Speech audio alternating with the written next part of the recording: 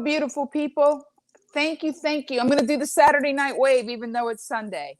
I'm not going to go the full hour. I'm going to be very candid with you right now. I'm not going to go the full hour, and it isn't about not missing the weekend so I can stay in the algorithm. It's not about any of that. It's about the fact that I was on a set yesterday until very late, and then I was invited to go eat a meal, and then I had to drive back from San Diego. It was a very long 2 days. And I was on the set of a pilot, actually creating a sizzle. Hopefully we'll go to straight from sizzle to a show.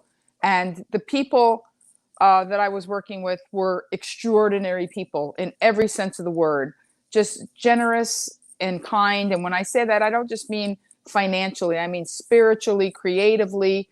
They gave me a lot of room to perform and to be a part of the process. I wasn't just a hired gun, like, okay, be funny, do woman on the street bit, blah, blah, blah. No, it was a real collaboration of lovely people with an end game in mind. And I want to share something with you that's extremely personal. You won't be able to, there's nothing to see, it's audio, but I'm going to give you a little backstory, and then I'm going to share it with you. And I'm going to let you know, I may cry.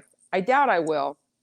I didn't tell producer Stanton I was going to do this, or I would have forwarded it to him, but I didn't want to do that. I wanted to surprise him too. And, I have two brothers. People always ask questions. And, the funny thing is, as much as you guys know me, you don't know me, meaning I'm not a private or even introverted person. It's just, there's a lot of things that until you read the book, don't have anything to do with my purpose, with what I do, with being of service to you. It's not about me. It's about you.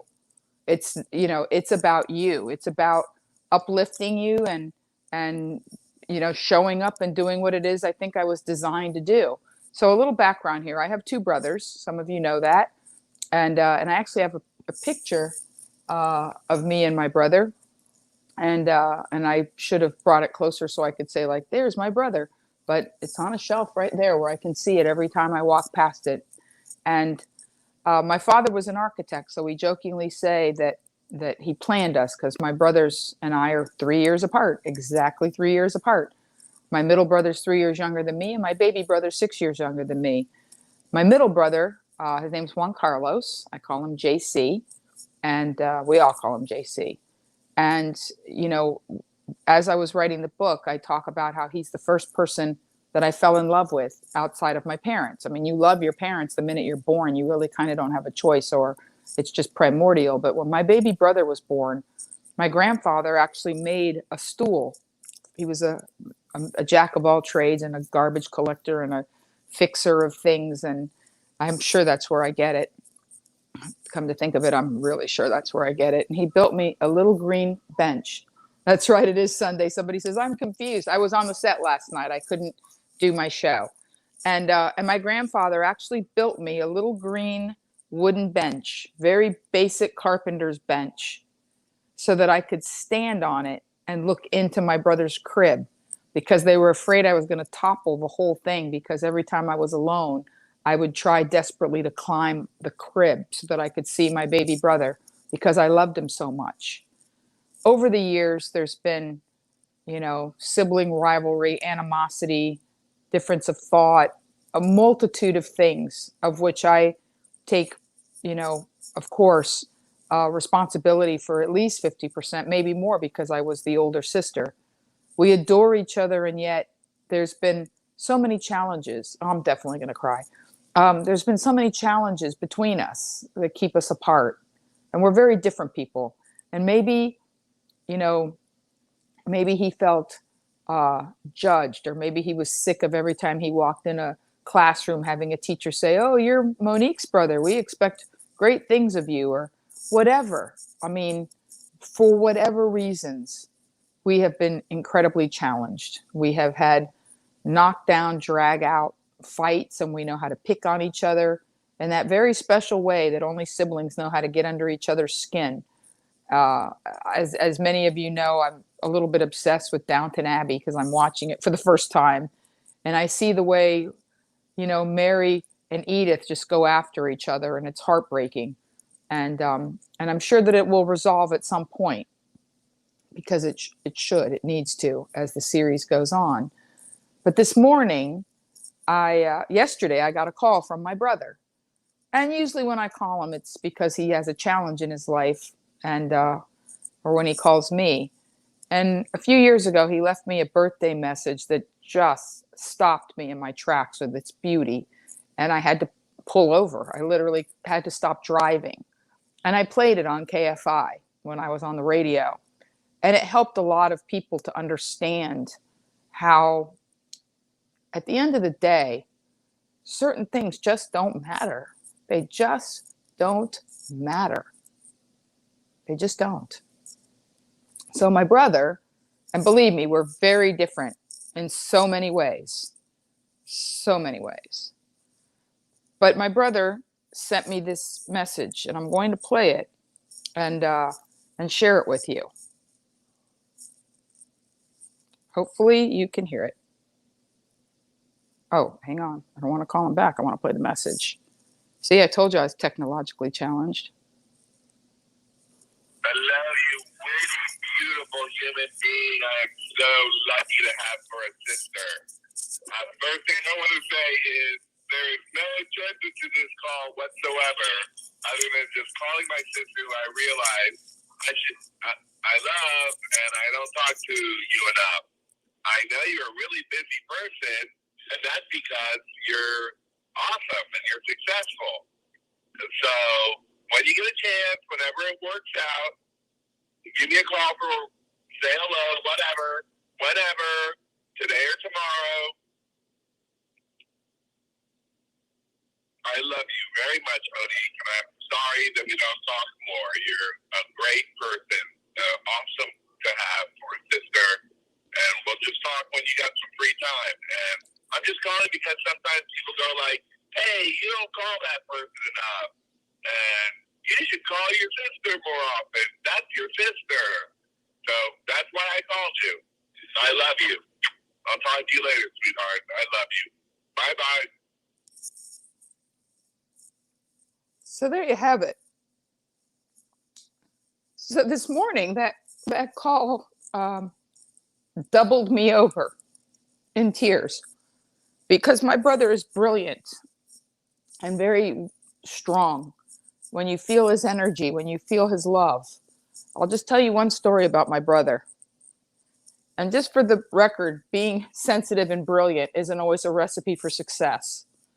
Actually, my brother's way smarter than I am. Way smarter. If you think I'm smart, my brother's brilliant. He's my father, and he's incredibly sensitive, and he struggles with depression. I'm just going to say it, with sorrow, with challenges. So, and producer Stanton, give me a thumbs up if you were able to hear the call, because I don't even know if they heard it. But thank you. But my brother is, like a Comic-Con nerd. He worships comic books. He recommends, he really cares what happens in, the Star Wars world, and he's deeply invested in, things being right, and in so many things that I don't understand or haven't completely invested in. And he's extremely political, and he's takes me to task that I'm not. And I'll give you a little story about my brother, and that is that when you have a 6th grade assembly, and they used to do this when we were children, you'd all go to the cafeteria about 3 days before the end of school, and they would give out prizes, for science and for math. It was like that. And when we had the 6th grade assembly, the year my brother was in 6th grade, they called my mother and said, you might want to bring a camera. And my mother and I was able to take the day off, or maybe it worked out because I was in a different school. I was in what we call junior high, but is now middle school. I went to the awards assembly with my mother, and my brother won every single award that wasn't about PE. Science, math, literature, projects, he won every award, to the point where I actually overheard parents mumbling, why did they even have an assembly? Why didn't they just call Juan Carlos Marvez and tell him to show up with a truck? Like, that's my brother. And he has had challenges in his life that I'm sure he wouldn't mind me sharing with you, because of his brilliance and his sensitivity and his desire to make the world a better place, sometimes not following suit with how other people want to make the world a better place. Or in his workplace, he can be very outspoken if he feels that people are cutting corners or not doing the right thing. He's not a corporate animal. He's not a person that goes along to get along. He's a special breed, and has paid for it many times in many difficult ways. But I'm his sister, so I'm always there. When he was a little boy, he was a little bit of a crybaby. He cried a lot. He was very sensitive, and people would make fun of him. And I actually kicked more ass in elementary school on behalf of I never got in a fight. I was popular. I was very popular. But I would tell people, if you don't play with my brother, then you can't play with me. Like, if you don't treat my brother right, then don't come around me. And, you know, even though there was a 35-year lapse where he might have forgotten how much I loved him, he didn't totally forget. And neither did I. And I'm telling you this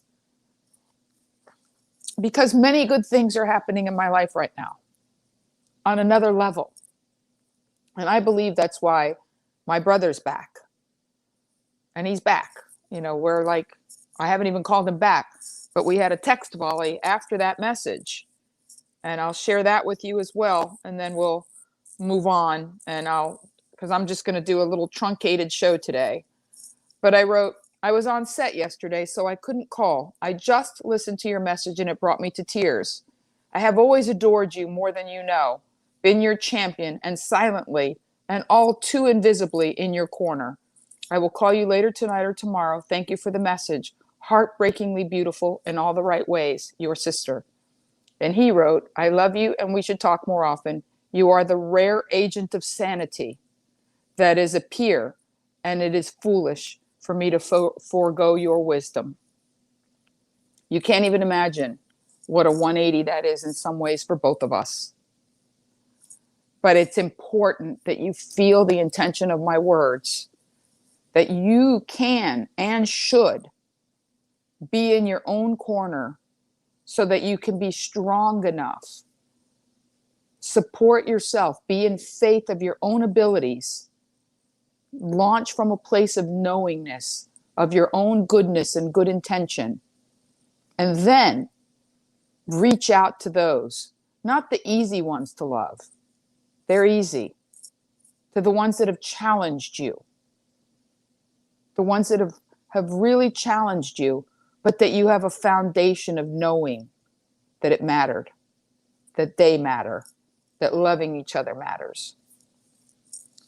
I didn't know the show was going to take this direction because I wanted to talk about being on the set, which is what I talked about my last 2 3:30s, Friday and Saturday. And then today I did a 3:30. I was out in LA, Sunday fun day, at a notorious gay bar called the Abbey. It's a gay bar, but it's really, everybody goes there now because it's kind of a tourist attraction. It's been featured on so many TV shows, like every kind of Vanderpump Rules and, and those $1 million listing people always meet at the Abbey, because it's just like a spot. It's a known party place.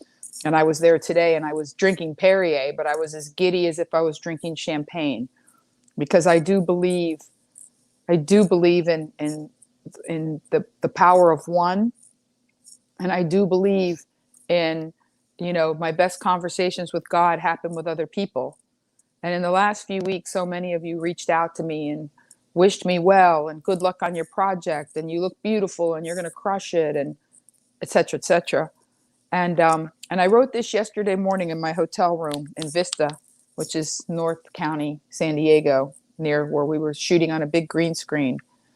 And I'll leave you with this, and I hope you understand it. And I'll break it down for you, kind of how I wrote this. In this now, I always, when I, pray, meditate, journal, I always write the time and date stamp the feeling, the power, so that when I read it, I can feel it. In this now, 9:37 a.m., I see so clearly how so much of life is voodoo. And the reason why I wrote that is because voodoo is an agreement. If you don't believe in voodoo, if you don't believe in Santeria, if you don't believe in the Lord, there's nothing I can do that will affect you because you're outside of the agreement. If you tell somebody who doesn't believe in Jesus they're being a bad Christian, they don't care. It's outside. In other words, beliefs are an agreement. They're an agreement. Voodoo works because there's a community that started in Africa and moved over to Haiti, and some of them are in the islands, and some of them landed in New Orleans, and they're all over, and they believe in it. Producer Stanton is from Louisiana, so he can back me up on, Marie Laveau and people that go to get their cree and Dr. John and people with the chickens, with the, it was in Treme. I believe in good juju. I believe in positivity and karma and, but I don't believe in voodoo. Nobody can put a spell on me. If you can spell away, I ain't buying it. But what I was saying is that so much of life is voodoo because so much of it is agreements that we have agreed to live within these confines of words, of groups, of teams, of us against them. And so at 9:37 a.m. yesterday, I wrote, I see so clearly so much of life is voodoo, illusion, that peculiar intersection of belief and invitation, what you believe and what you're inviting into your life because of those beliefs, what level of judgment or spells or interaction or criticism or support or faith or uplifting. So, that peculiar intersection of belief and invitation, where it only works if you believe in it as it's unfurling. If something good is happening in your life and you just can't believe it, you can't get behind it, you're like, this is unbelievable, you'll wreck it. Like those people that win the lotto and lose all the money and their whole life just goes to shiz, the shizzle. Like it was worse than before they won the lottery, because now they feel terrible that they had that in their hand and lost it. I'm going to go back. That peculiar intersection of belief and invitation, where it only works if you believe in it. That's life. You have to believe that you deserve good. That if I can't be on a set, if I can't Betty White this biatch, then it's not going to happen. But if I believe that the best part of my life is ahead of me, that I'm starting a new adventure, then it'll be so. So if you believe in it as it's unfurling, or invite something in, want it or not, because you believe it belongs there. Now, if you believe that you did something and you took a chance and now you're going to get sick, whether it's herpes or COVID or anything in between, see, what you believe draws things, good or bad, because you believe. It's that intersection of belief and invitation. You're inviting by the belief. Whether you invite something in, want it or not, because you believe that it belongs there. So until next Saturday night, or tomorrow at 3:30, or whenever we interact, or however we interact, I want you to know, as I look right at you, that I'm the happiest girl in the world because I am manifesting a life that pleases me. I have done radio. I have done podcasting. I'm working on technology and YouTube. And, life is cumulative. I sold medical malpractice insurance, and one day I said I was going to be a comic, and then I was an open micer, and then I got gigs, and then I was a comic, and then I was a good comic, and then I was on HBO and Showtime. And I got news for you. I'm a very good comic, and I can own that because it's my craft, and I honed it, and I wrote jokes, and I practiced, and I open mic, and I drove hundreds of thousands of miles to perform on podunk stages. I own that. But I was already talented at the start. And I own that too, even though it was a gift. I was born a certain way, as were you. God gave you something. We're good. If you don't believe in God, add an extra O. But you have something, I promise you. And then when I was just beat up from being on the road and traveling the world for the government, I did USO tours. I wanted radio. I wanted security and stability and to learn another skill set. And I manifested radio. Then I manifested writing for television. And then I got comedy specials. None of it happened out of the ether. It was all concurrently and cumulatively. And I've been very clear in lockdown that I want to manifest a different platform in which I reach more people more of the time so that I can share with you how happy I am because I kind of get how it works and I want to share with you. I want you to have everything you want because I know how the matrix works. It has nothing to do with being self-effacing and certainly not to your detriment. It has everything to do with believing in yourself and giving yourself permission to be great and wonderful and joyful and happy and strong and in your own square and speaking your own truth. And then expanding that with your gifts, with your purpose, with your passion. See, that's my good voodoo. That's my good juju. Is that as my life gets better and better and better, I want you all to come with me. I very much want you all to come with me. It won't be as much fun by myself. I'll do it if I have to. I've been alone for months. And I am the girl as a stand-up comedian, which is the most solitary job outside of monitoring radar in Greenland. You know, I've gone to Disney by myself. But I would rather bring you with me. I want you to have everything. I want to totally Maggie Smith / Betty White this. I want to be the funny, you know, older girl in the movie who says that line. You know, I want to have those lines. And I want to be on stages and I want to be in front of ring lights and big lights. And, you know, this is next. What I'm doing now is a precursor to what's next. It's like podcasting gave way to the live stream.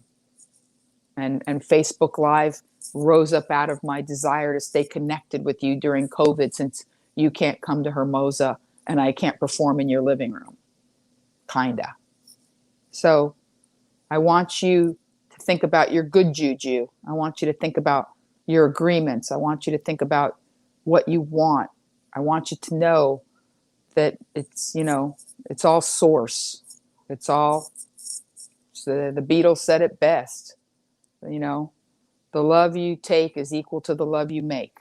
So that's what I'm leaving you with this beautiful Sunday, because I couldn't get to you last night, but I wouldn't miss you next Saturday night unless I get called on a movie set, but that usually takes more than a week.